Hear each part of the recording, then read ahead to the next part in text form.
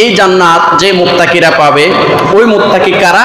যারা 24 ঘন্টার প্রতিটা মিনিটের প্রতিটা সেকেন্ড আল্লাহকে কি মনে করে? আল্লাহু হাজিরি, আল্লাহু নাজিরি, আল্লাহু শাহিদি, আল্লাহু মাই। আল্লাহ দেখতেছে, আল্লাহ আমার সবকিছু অবলোকন করতেছে, আল্লাহ ভিডিও করে রাখতেছে।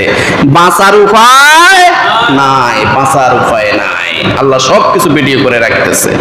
যখন হাসরের ময়দানে আমাদের এই ভিডিওগুলা ছেড়ে দেওয়া হবে, অস্বীকার করার কোনো কি উপায় থাকবে? কোনো উপায় থাকবে না। প্যারা হাজরিন, এই মুত্তাকিদের জন্য যে জান্নাত বাজেট করা হয়েছে, এই জান্নাতের তলদেশে কি আছে?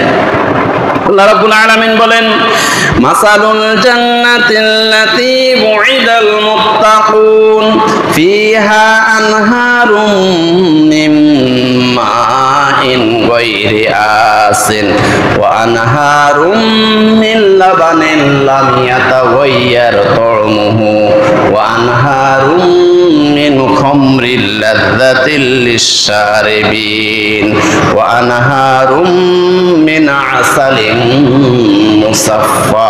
সূরা মুহাম্মদ আয়াত নাম্বার 15। আল্লাহ রাব্বুল আলামিন বলেন, মুত্তাকিদের জন্য আমি আল্লাহ সুবহানাহু ওয়া তাআলা সেই জান্নাত বাজেট করে রেখেছি, যারা 24 ঘন্টার প্রতিটা মিনিটের প্রতিটা সেকেন্ড আল্লাহকে ভয় করে গুনাহ থেকে বিরত থাকে। ওই মুত্তাকি বান্দাদের জন্য আমি আল্লাহ যে জান্নাত বাজেট করে রেখেছি, জান্নাতের তলদেশে 4টি নহর আছে, 4টি নদী আছে। আল্লাহ রাব্বুল আলামিন বলেন, মাসালুল জান্নাতিল্লাতী বুইদাল মুত্তাকুন, এই সমস্ত মুত্তাকিদের জন্য, এই সমস্ত আল্লাহ ভীরুদের জন্য, আল্লাহ ওয়ালাদের জন্য যে জান্নাত বাজেট করা হয়েছে, জান্নাতের উদাহরণটা হলো এরকম, ফিহা আনহারুম মিন মাইন গায়রি আসিন, ওই জান্নাতের তলদেশে 4টা নহর আছে। 4টা নহর মধ্যে একটা নহর হলো পরিষ্কার পিওর ওয়াটার, একদম স্বচ্ছ পানির একটা নদী ওই জান্নাতের নিচে আছে। সুবহানাল্লাহ। ওয়া আনহারুম মিন লাবানিন লাম ইয়াতাগায়্যার তা'মুহু, আর এই জান্নাতের নিচে আরেকটা নহর আছে, আরেকটা নদী আছে, ওই নদীটা হলো দুধের নদী। এই দুধের নদীটা জান্নাতের তলদেশে আছে। এই দুধের যে স্বাদ কখনো নষ্ট হয় না, লাম ইয়াতাগায়্যার তা'মুহু, এই দুধের স্বাদ কখনো নষ্ট হবে না। ওয়া আনহারুম মিন খামরিন লাযযাতিল লিশ-শারিবিন, আর এই জান্নাতের তলদেশে আরেকটা নদী আছে, শরাব, শরবতের নদী। এই শরবতটা কেমন? লাযযাতিল লিশ-শারিবিন, এই মুত্তাকিরা যখন পান করবে, এই শরবতটা যখন পান করবে, তাদের কাছে সবচেয়ে সুস্বাদু লাগবে। সুবহানাল্লাহ। দুনিয়ার একটা খাবার আপনি যতবারে, যেমন একটা ফল আপনি যতবারে মুখের মধ্যে দিবেন, দাঁতের মধ্যে যখন চাপ দিবেন, ততবারে একই স্বাদ পাবেন, একই স্বাদ, যেহেতু একটা ফল। এই ফল যত কামড়ে দেন ততবারে একটি স্বাদে পাওয়া যাবে। কিন্তু জান্নাতি বান্দাদেরকে আল্লাহ রাব্বুল আলামিন যে খাবারগুলা দিবেন, এগুলা যত কামড় দিবেন তত তত নতুন নতুন স্বাদ। সুবহানাল্লাহ। এইজন্য আল্লাহ রাব্বুল আলামিন বলেন, ওয়া আনহারুম মিন খামরিল লাযযাতিল লিশ-শারিবিন, এই জান্নাতের তলদেশে একটি শরাবের নদী আছে, একটি শরবতের নদী আছে। এই শরবতটা জান্নাতি বান্দারা, মুত্তাকি বান্দারা, যারা দুনিয়াতে আল্লাহকে ভয় করে গুনাহ থেকে বিরত ছিল, এই মুত্তাকি বান্দাদের কাছে সবচেয়ে সুস্বাদু লাগবে।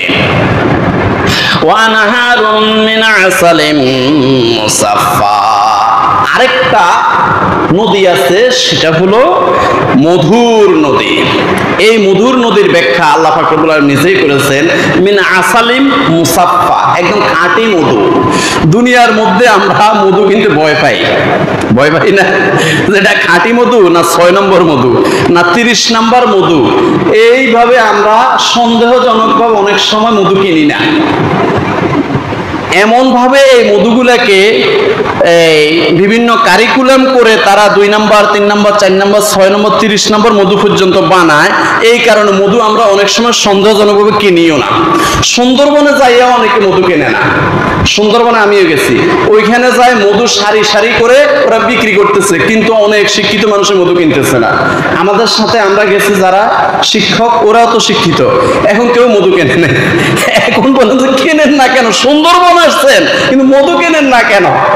এই দুনিয়ার মধ্যে মানুষেরা এত পরিমাণে ভেজাল মিশ্রিত করে যে সুন্দরবনে যাইয়াও মানে সন্দেহজনক ভাবে মধু কিনতে পারে না, মধু কেনে না। আল্লাহ পাক রব্বুল আলামিন এই মধুর ব্যাখ্যা করেছেন, জান্নাতি বান্দাদেরকে যে জান্নাত দেওয়া হবে, মুত্তাকি বান্দাদেরকে যে জান্নাত দেওয়া হবে, এই জান্নাতের তলদেশে একটা মধুর নদী থাকবে। এই মধুর ব্যাখ্যা আল্লাহ পাক রব্বুল আলামিন করেছেন, ওয়া আনহারুম মিন আসালিম মুসাফফা, একদম খাঁটি মধু, একদম কোনো সন্দেহ নাই, এটার মধ্যে কোনো সন্দেহ নাই। দুনিয়ার সুন্দরবনের মধ্যে তুমি সন্দেহ করো না। মিন আসালিম মুসাফফা, একদম খাঁটি মধুর একটা নহর থাকবে এই জান্নাতের নিচে। সুবহানাল্লাহ।